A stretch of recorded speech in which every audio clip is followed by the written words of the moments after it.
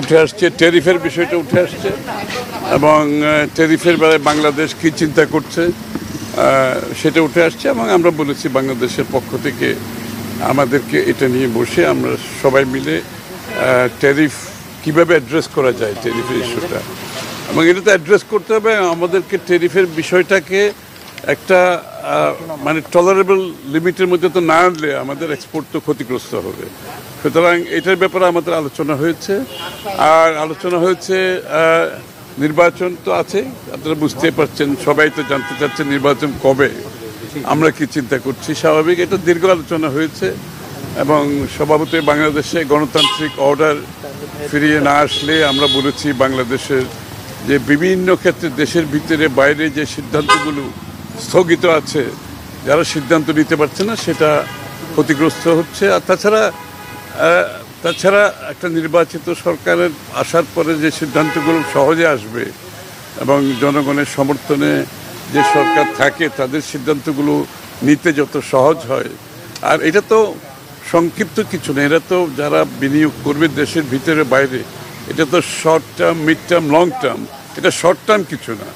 সুতরাং স্বভাবতই সবাই অপেক্ষা করছে একটা নির্বাচিত সরকার, তাদের পলিসি কী হবে।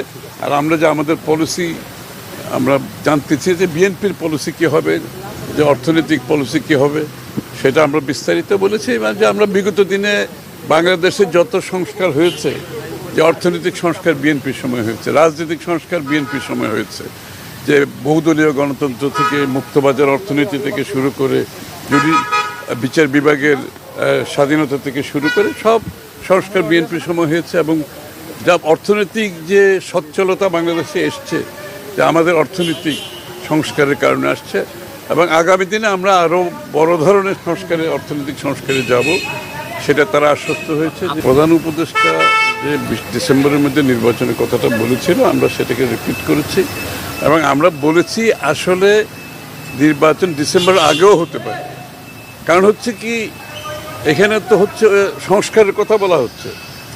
প্রথম প্রধান উপদেষ্টা নিজেই বলেছেন যেই সব বিষয়ে সংস্কারে ঐক্যমত হবে সেগুলো করা হবে। এটা তো খুব সহজ ব্যাপার। আমরা সকলে আমাদের প্রস্তাবগুলো জমা দিয়েছি, ওখানে যেই বিষয়গুলোকে যেই সংস্কারগুলো ঐক্যমত হবে সেটা তো আমরা 15-20 দিন, 1 মাসের মধ্যে করে ফেলতে পারি। এরপরে যে সনদের কথা বলছে, যদি ঐক্যমত হয় সনদে, যেখানে সেই সনদ সিগনেচার করা, এটা সই করার কোনো সময়ের ব্যাপার না।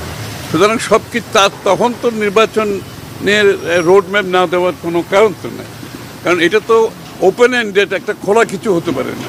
একটা ইন্টেরিয়াম গভর্নমেন্ট আছে, এটা হচ্ছে স্টপ গ্যাপ, এটা হচ্ছে একটা ট্রানজিশন টু ডেমোক্রেটিক প্রসেস মূলত, এবং এই সরকারের মূল কাজটা হচ্ছে সেই জায়গায় ডেমোক্রেটিক প্রসেসে ফিরে যাওয়ার জন্য যে কাজগুলো করা দরকার যত তাড়াতাড়ি সম্ভব তারা সে কাজগুলো করতে পারে, সেটা আমরা বলেছি। এবং সেটা করতে কতদিন সময় লাগতে পারে আমি তো বলেছি।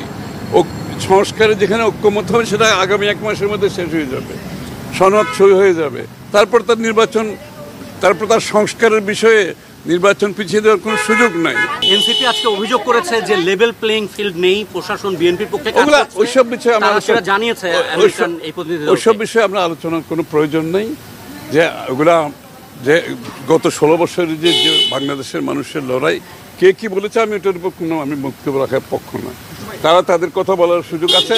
সুতরাং বাংলাদেশের মানুষ 16 বছর যুদ্ধ